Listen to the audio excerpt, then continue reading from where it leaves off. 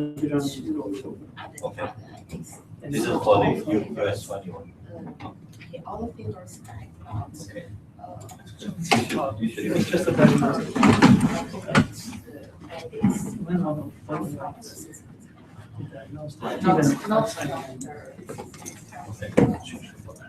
What I'm saying is you have to rotate these rooms, right? Yes. The thing is, You'll get the final biggest product test average. will be That's just zoom out equal 5. file set one. So I have to ask The it. center has moved slightly because of rotation. Okay, shall we start? Yeah, we can start. Okay.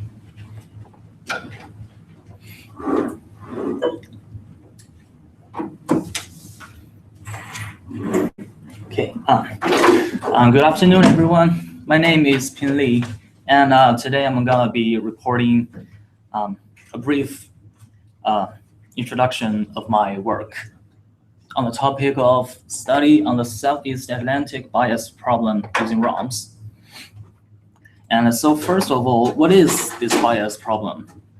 So the bias problem we mainly refer it to as the strong warm SST bias generated by models of the Southwest African coast. So this figure mainly shows the warm bias problem in the coupled model. See the CCSM, this is just an example. So we should notice that this bias problem is a universal problem in both ocean-only and coupled models. So it's very important that we solve this problem. Okay, now I'm just gonna introduce some previous works.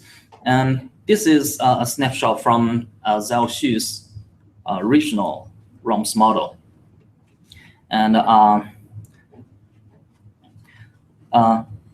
for the regional model, he mainly runs 3, and they are small, medium, and large. And it seems that the medium one creates a better result. And he runs the model from 1997 to 2007. And the horizontal grid is 9 kilometers and 30 levels in vertical. And he used INSET CFSR as initial and boundary condition. And his atmosphere forcing, if I remember right, he used INSET CFSR as long wave radiation and short wave radiation, and used core 2 for every other atmosphere forcing. So we can see that in these regional models, the bias is well, along the coast there is a cold bias, so the warm bias is somehow reduced. But off the coast, like here, the bias is still there. So it means that now we can somehow reduce the bias, but the structure is still there, so there's still many things for us to do. And about our project, well, of course, the ultimate goal of our project is to solve this warm bias problem, and try to find out the reason why the bias is there. And besides, we also want to look at the ocean contribution to the warm bias. And the way to do that is use both ROMs and coupled models. So our group separated the work to different areas, like ocean only, and coupled models, and atmosphere. So my part is mainly the ocean only, and more specifically is 3 kilometers. 3 kilometer ROMs. Okay, this figure shows the area of our study, and yeah, this is the model domain. of my 3-kilometer ROMs and Jason's 9-kilometer. Yeah, we're all in this region. Okay, next I'm gonna introduce my work. So first of all, I'm gonna introduce something about the model configuration. Oh, sorry. Well, I run this model from 2007 March 1st to December 31st, 2006. So this is only 10 months, and it is kind of short for a model. The horizontal resolution is 3 kilometers. So notice that 3 kilometers is really slow and takes many BUs to run. So for this model, we just decided to run it for a short period. But we're planning to run a longer model. So I use initial condition for CFSR, and I also use CFSR as boundary condition, and the frequency is every 6 hours. And I use core 2 as atmosphere forcing. Frequency is also every 6 hours. So generated history files every 3 hours, and no average files. Okay. You may notice seeing this page that my analysis is kind of basic. There's no sophisticated methods of analyzing my results. Basically, just I take the monthly average of SST and velocity and SSH, and compare these results with some specific data products. For SST, I compare it with the Reynolds SST, and for velocity, I compare it with CFSR, and I compare SSH with visual SSH data. And at last, I compare the velocity and the SSH. They are both ROM's model results. Well, you may wonder why I do this, but you'll see later.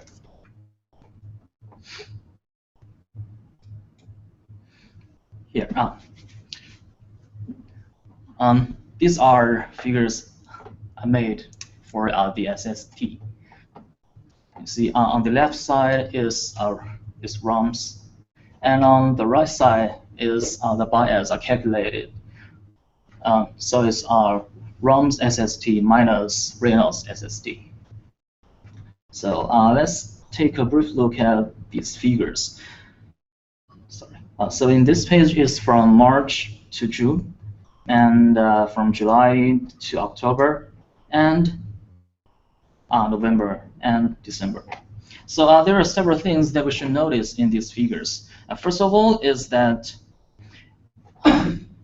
in the very start of this model, this March, we notice that the bias start to form at this position.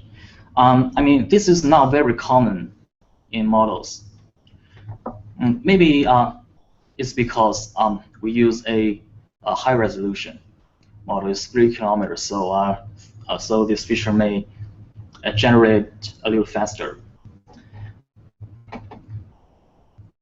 And the other thing is that the coastal bias has a long band. So let's take a look. You can see that from April, the length of this bias structure is quite long, and the northern part of this bias may even reach 30 degrees south. And as it's formed, yeah, we can see that in July, the northern part of this bias even reached 10 degrees south. So that's a very long structure. But the good thing is, as the model runs, the length starts to reduce. So that is not very bad. But then we notice that the structure separate into like two cores. You can see it very clearly in November and December. See, in November, here's here's one core, and it is around 15 degrees south, and the other one is around 25 degrees now south. Yeah, and in December is also 15 degrees south and 25 degrees south. What happened during August in the previous slide? In August, but actually in August the bias looks pretty good, I should say, but it's hard to say what happened there because it's monthly average, and the model just started to run for like from March to August. So the model may be just adjusting itself. So maybe just because the model is not stable. So there might be something happen, but we don't know actually why.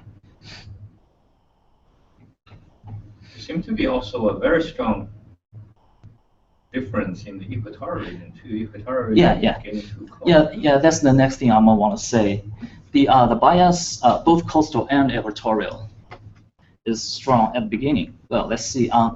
Well, the first month is fine, but since the second month, we can see that cold bias and warm bias starts to form at the equatorial region, and yeah, to the third month, the bias is quite strong, and June, July is quite strong, but after July, this equatorial bias will just fade away. We can see that in August, September, and until November and December, this equatorial bias actually almost disappeared. So what I think is that the model is not spinning up at first, so there might be some crazy features. But after it runs for, well, this is 10 months. So after it runs for several months, well, at least the equatorial bias will look pretty good. Okay, that is for the SST part. And next, well, from now on, I'm not going to show every figures I made for the other variables. So this is velocity. Also, on the left side is ROMs, and on the left side is CFSR data. So the first month looks pretty good. Well, it is first month after all. But we can notice that there are two very unusual features at the north of Africa and here. So there are two very strong filaments forming here. Well, I don't know why. But after all, the first month looks pretty good. But let's see the next month, April. The velocity field seems to be getting weird, like this. So we can notice that there might be some like eddies. Well, also this strong and narrow water flow forming since the second month of the model. And okay, let's go directly to August and December. You can see that the velocity field goes like crazy.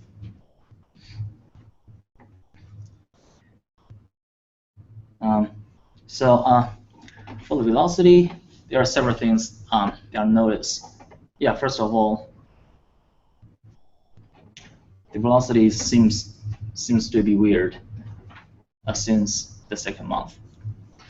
And although there are very strong flow within the Atlantic basin, along the coast, the flow is not as strong. Especially we can see in this figure in August. Along the coast, the flow is actually very weak.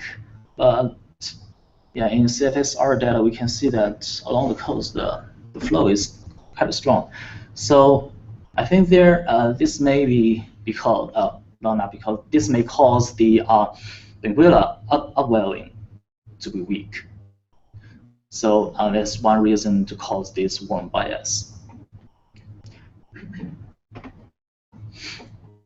And well, this very strong and narrow structure that we see within this basin. Sorry. I can offer one explanation for seeing all those tiny features there. So we start from CFSR data initial condition. It's a half-degree resolution. It doesn't have any mesoscales or sub-mesoscales in it. Yeah. And you are running at a 3 kilometer resolution in ROMs. So as soon as you start running, then you solve the coastal bathymetry and coastline features. So that start igniting the mesoscale and sub-mesoscale signals from there. That's exactly why you see the tiny features there. So this is a initialization shock kind of situation. Like you start from a coarse resolution, you're running at high resolution. So, but if you keep running it for few more seasons or annual cycles, then it will come to a steady state, and you may not see this many features out there. But still, we won't get a smooth feel as in the CFSR in the 3 kilometer case. You always see some sort of fine scale features in there. Yeah. So do you think CFSR is the real world? Not necessarily.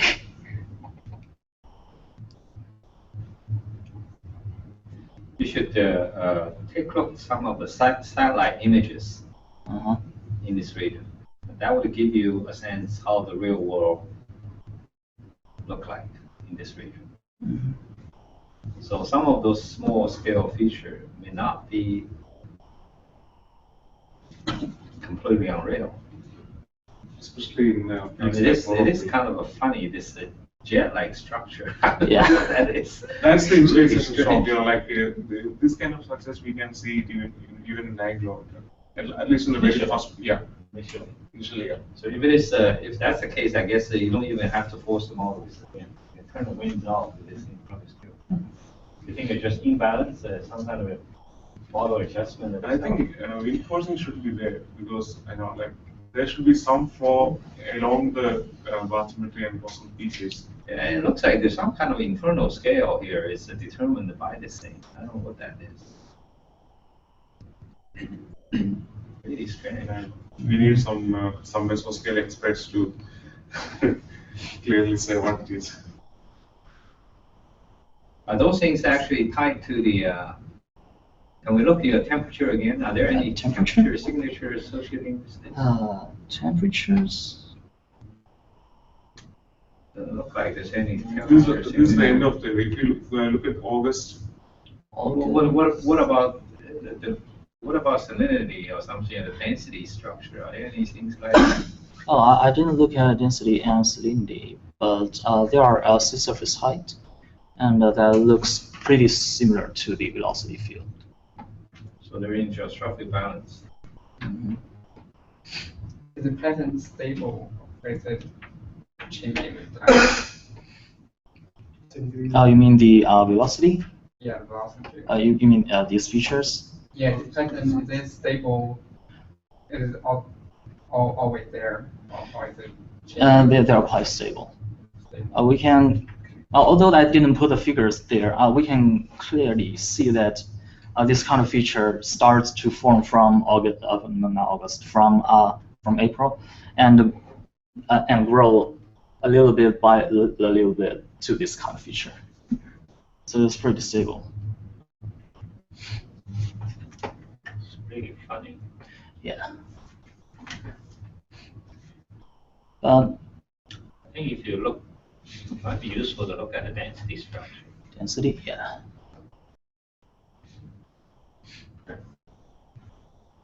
I mean, maybe I can look at the density after around the new model. I mean, do you have things in between August and December? You didn't show you skipped the middle picture, right? Yeah, I skipped the middle picture because How does the the middle structure. picture look like? If you look at the thing months by months. I mean, is this thing growing bigger and bigger and bigger? Yeah, growing bigger and bigger. So it looks like some kind of instability process or something. Yeah. There's no sign of fading away. It looks like it's some kind of a jet become unstable or something. But this is not quite an 80 either. It's just yeah, it's almost like some kind of frontal structure form. I don't know what that is. It looks really strange. Yeah, this is really weird. But I think maybe we can compare my old model after I run the new model. I mean, the new model is 5 years. Anyway, it's long enough to spin up. So you well, run maybe the model for 5 years? No. the new model. I mean, the new one. The 3 kilometer one you run for 5 years already?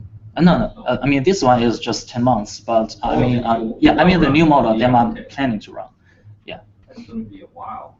Yeah, it's gonna be a while, but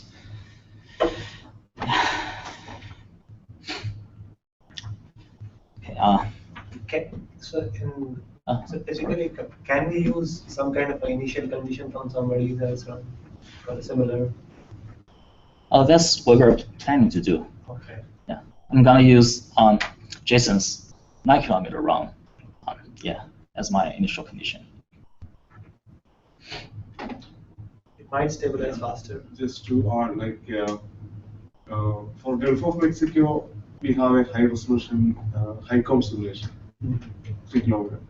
But for this part of the region, I don't think we have any other data sources for high resolution initial condition. Yeah. Otherwise, we have to run it for like longer time, and then use some one day, particular day from that, and to utilize the 3 kilometer more. That's what we are planning to do for the next phase. Yeah. During enterprise, they use the 9 kilometer. The 9 kilometer has been finished already. Yeah, I mean that's gonna be way better than just initialize with CMS. Actually, I haven't looked at the first few months. So. No, in the 2006 or something like that, later modules. Actually, I was always looking at the SSC. I never looked at the surface current set. Might be useful to. Yeah. Maybe you should take a look at the 9 kilometer simulation data too. Yeah. Basically, don't feel bad. And sometimes the model will give you some non-favorable, but it's actually really interesting. Yeah.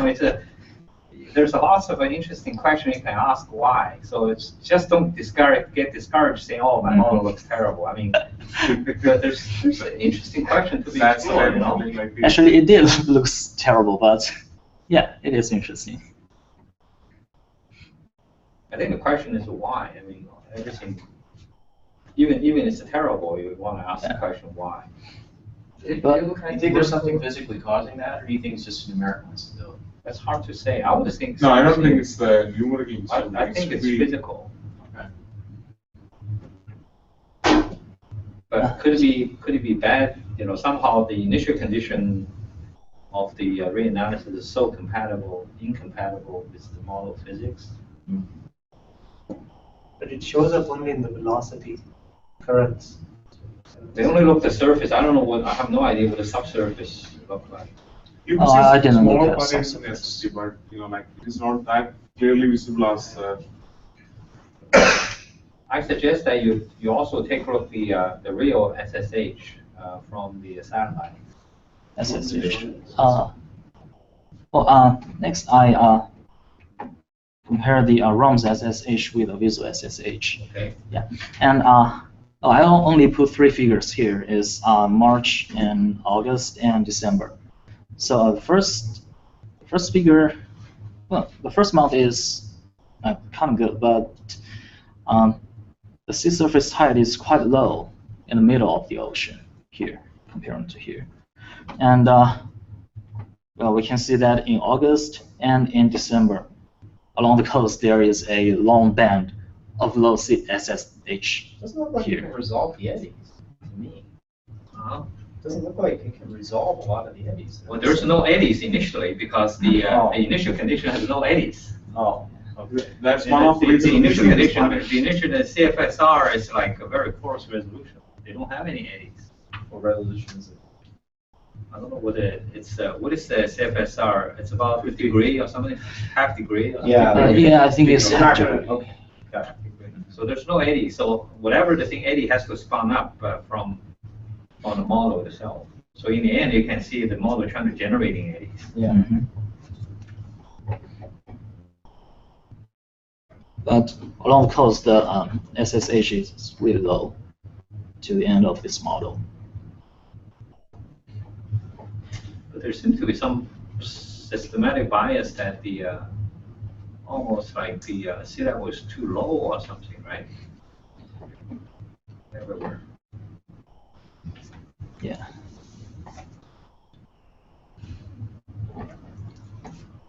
Well, anyway, at last I compare the velocity field with the SSH field, and yeah, we can see such figures. This is just December, the last month, and we can see that the velocity feature is quite consistent with the SSH figure.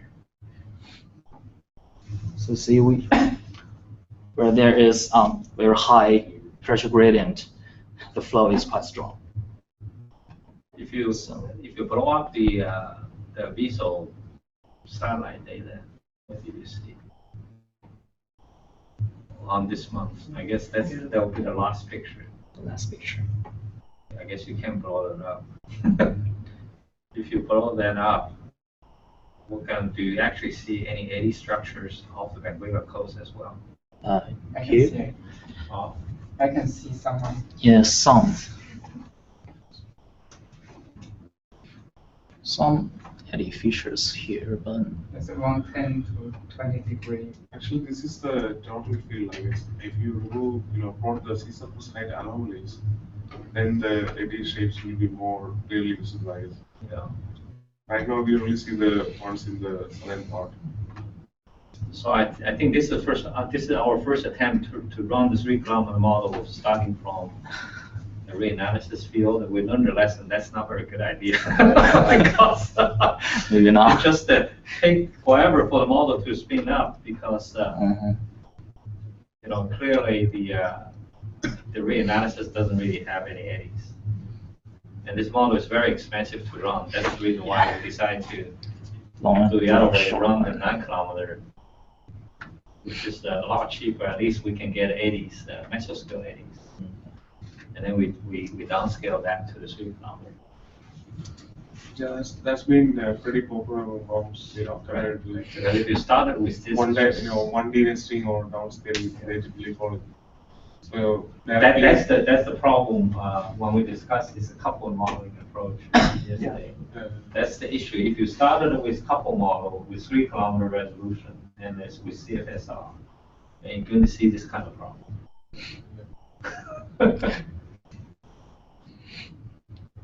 So you mean? Remember we actually discussed that what kind of couple run we need to make. That's the reason why I said we need to spin up the model, because if you don't spin up the model, you wind up with things like this.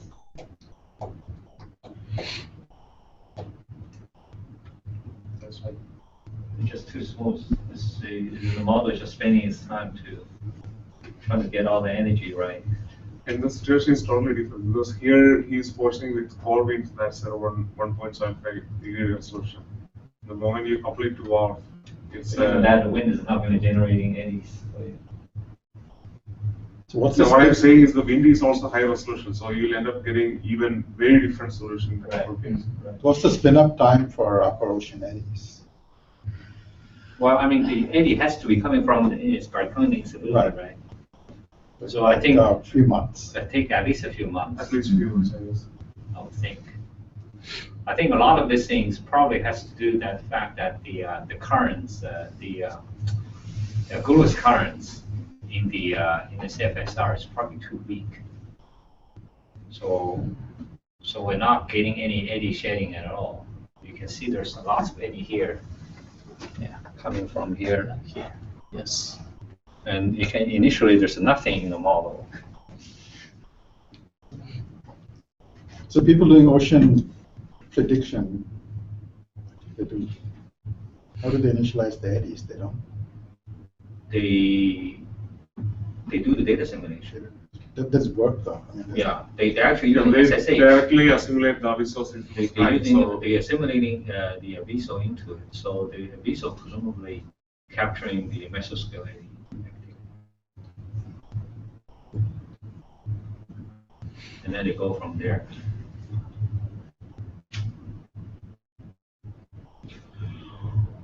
Okay. Yeah.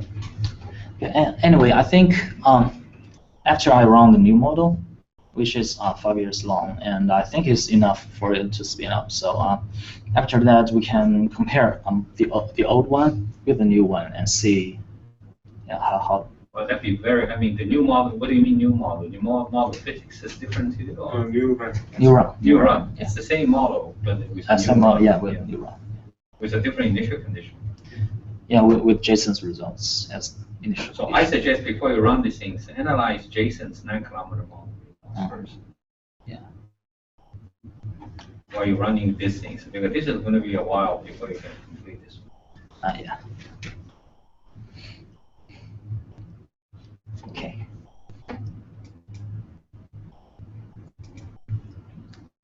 Okay. Here's the summary. Well, for the SST, we can see that the warm bias forms really very quickly. It forms in the first month. And well, although the coastal bias is still quite strong, that there's nothing that is out of our expectation. So, and for the velocity, well, there is a huge problem, like the narrow and very strong features within the Atlantic basin. And for the SSH, similarly, there is a very low SSH along the coast and low SSH within the basin. So, well, the possible reason, the only one I can think of now is that maybe the model is not running long enough.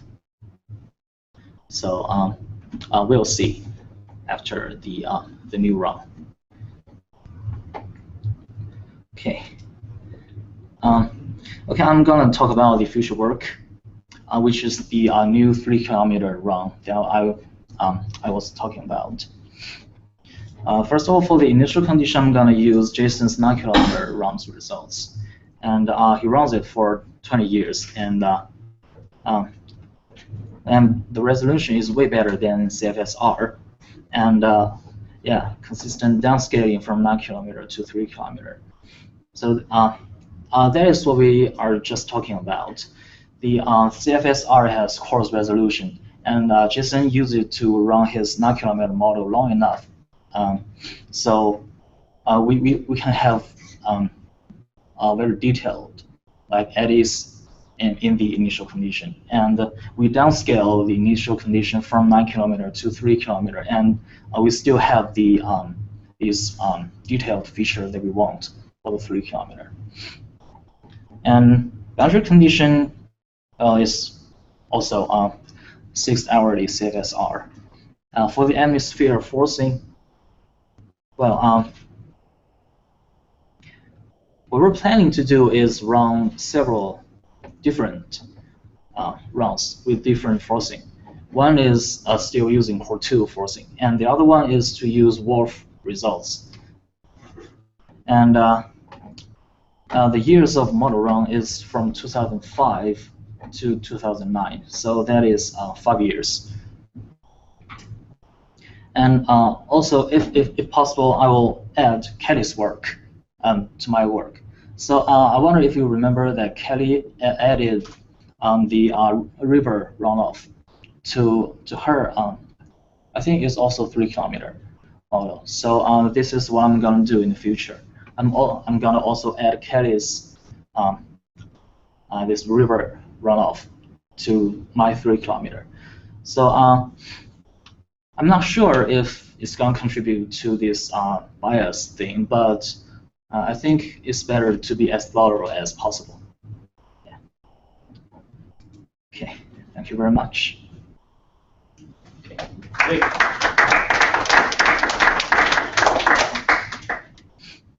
So do you have So any I think questions? one of the issues, where's now? Now it's there.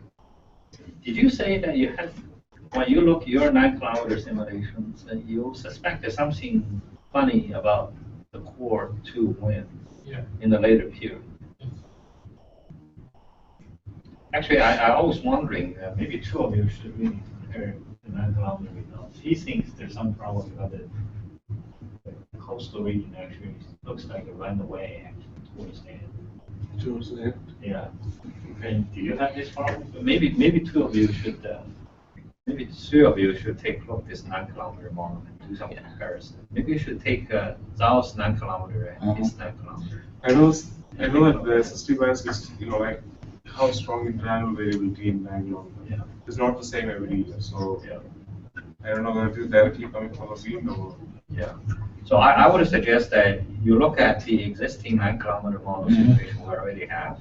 Yeah. And then also, as I said, try to download the ICON reanalysis data here and compare it in our 9-kilometer simulation to the ICON. And where you're trying to do the next phase of the model simulation. Okay. And the more you understand this problem, the better. Yeah. Okay. Okay. All right. That would be very useful. Yeah. Okay. Are there anybody listening remotely today? Can you escape? Let's see. Let's go to the Chrome. Yes, I'm here. Oh, Chris? No, Chris is. Yeah, I'm here too. Who's the? Hey, Chris, and who are you? Do you guys have any questions? I have one. Oh, sorry, go ahead. You go ahead. I think Chris is speaking. You're not hearing it. Yeah.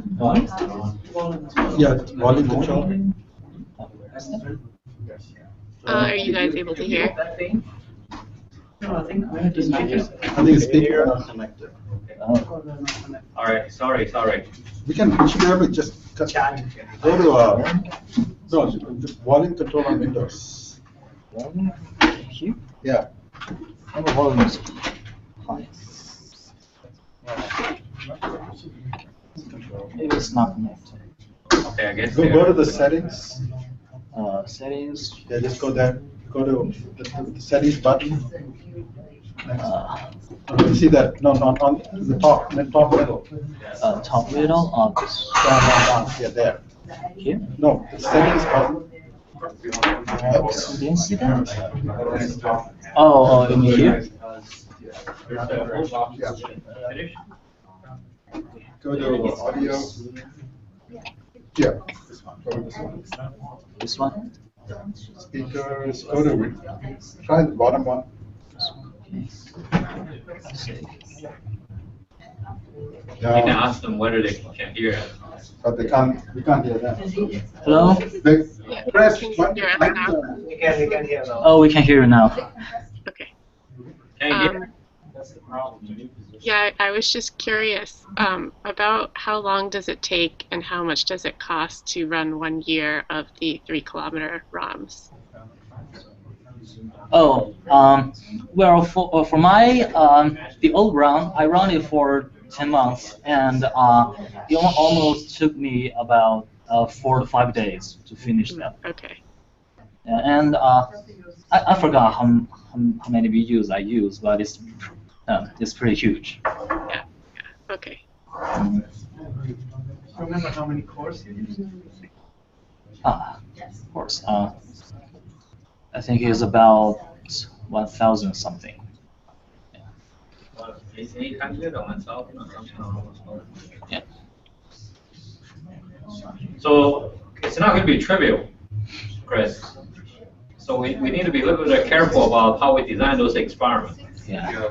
Yeah, I think we'll want to definitely not run all of the ones forced by Wharf. Yeah. I think we'll have to choose probably maybe the core 2 and the core 2 with the worst 3-kilometer winds, Right. and then see how that goes. Yeah. Okay. Okay. Any other questions? Yeah. Oh, yes. I want to ask what's the resolution of surface wind kind of answer for passage? Oh, surface wind? Yeah, what's the Resolution? It's about Oh, kind of. 45 degrees. Core 2 is the same as NSEP. It's about, yeah, it's about 2 degrees, right? 2.5 degree, yeah. Four different variables. Is it 2.5? It's 2.5 degrees. So it's pretty close. Then. Yeah, it's pretty close. That's a problem too. Yeah. That's why we want to test that with the model to see how that works. Okay, I think that's it then. Happy spring break. There's no meeting next week, right? And then I won't be here, so San Juan is going to take over. When are you going to come back again? I'll be back in middle of May, actually. Middle of May? Yeah, May 15th. How long are you staying in May? About a week. That's it? Okay. I'm trying to plan out my prelim, but it's gonna have to be in that week would be really June good. or something. It's going to be mid-June. I won't be here. Okay. Can you do that in July? No, that'd be too late. Then do that in May. Okay, well, I'll talk to Sarah. Yeah. Do What- that in May. What's the gap between PhD and prelims? Well, if I'm gonna be able to defend in October, the latest I can do my prelim is gonna be July 3rd. Is that what you're trying to plan? Are you planning to defend in October? Yeah. They need to do it. Yeah. They definitely need to do it. Okay. So I'll be here, I think the week of March, after March 15th. Oh, May 15th, sorry. I'll be here that week. And in fact, he's actually going to schedule his defense that time. So I can definitely do that. Prelim, I don't know, we could do Skype sometime. You'll be in the US, right? Yeah.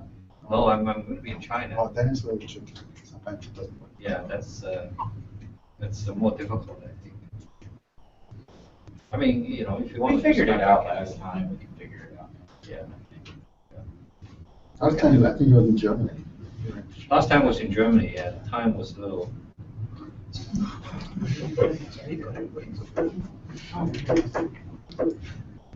Okay. Have a nice spring break. Thank you. Bye-bye. So, Hu, I'm going to see you in a few weeks, right? Yeah, see you in Boulder. Yeah, see you. So, Saron, you want to take the